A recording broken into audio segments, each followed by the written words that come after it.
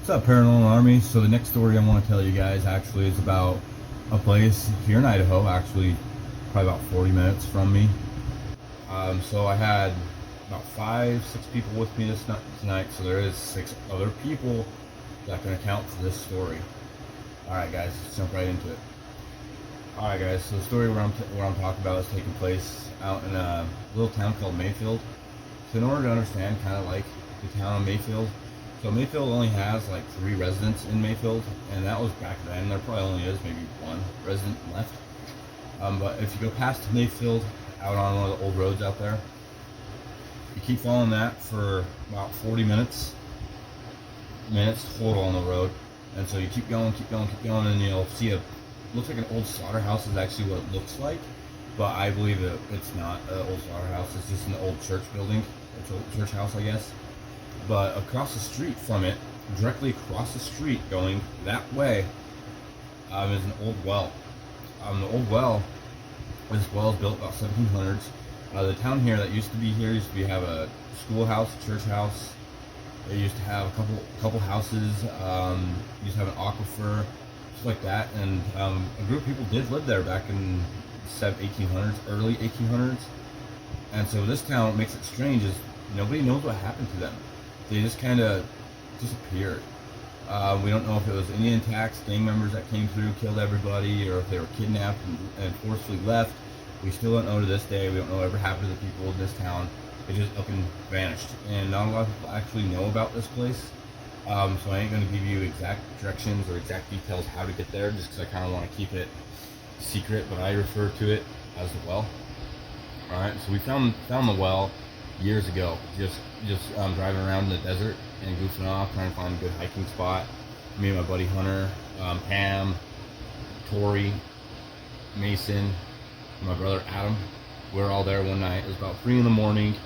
We were all standing outside that slaughterhouse, and I started getting an awful feeling, like a very bad sense of dread, like something's gonna happen to us. And so I turned to all my friends and my brother and was like, hey dude, we need to get out of here. Like something's wrong. Like I can feel it. Something evil is around us. We gotta go.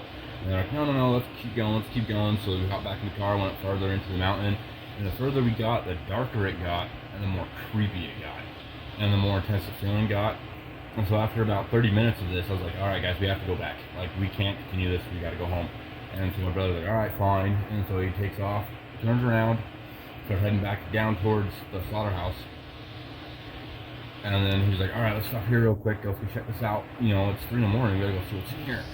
And I had a very bad feeling about it. I didn't want to do it. But we did. And so we're all standing around it, talking and stuff. And then I see this fucking dark figure, this really dark, huge, about 8-foot tall figure come out of the slaughterhouse door. The door opened up, and it's a solid steel door. So this thing is at least 200 pounds. And it flies open and out emerges this big old spirit thing. And I'm all looking over there and I'm horrified. I'm shaking. I'm so scared. I'm like, what the hell is that? And I'm like, guys, look, what is that? And then all of them started noticing it, and then it lunged at us. Boom. Everybody else around me passed out. And I was just laying there left alone, like, what do I do? And so I grabbed the only thing I had on me, which was actually a crystal, and I proceeded to trap the thing. During the process of trapping, most of you guys, if you are witches or you do know the properties of trapping, each crystal you use has to have a certain amount of points in it. The more points it has, the stronger the crystal is to obtain whatever it is. And so once I trapped this thing, my arms went numb, my head went numb, my ears started ringing, I couldn't see, my vision started fluctuating, everybody else was passed out around me, and then I'll just drop to the ground. I was like, what the hell's going on? I was super scared. I didn't know what to do. And so I proceeded to just carry everybody back to the car, hopped in the car, and I took off home as fast as I possibly could. And once we hit town, everybody started coming awake, and they're like, man, I feel super sick. What the hell happened? And no one remembered what happened to them until I told them what we saw. And they're like, is that what did it to us? What happened to that? What was that? And everybody was all curious. They didn't know what it was. And I was like, I don't know what it was. I have it trapped in this crystal. I gave it to one of my witchcraft buddies, and he touched it and he dropped it instantly, and it burned him. And he had physical burns on his hand because of it burnt him. whatever is in that crystal was super, super evil. I don't know what it was. I've never tracked anything that powerful before, and it really affected me emotionally, physically, and energy based. It severely affected me for weeks. My head hurt, my body hurt, my vision was constantly blurry. I had to take like a day off work. And all these accounts I am telling you is true. It did happen. You guys can say it's fake. You know, it's on you. You believe it or you're not. You don't. If you guys have not, go ahead and like and subscribe. And this concludes my short video for the day.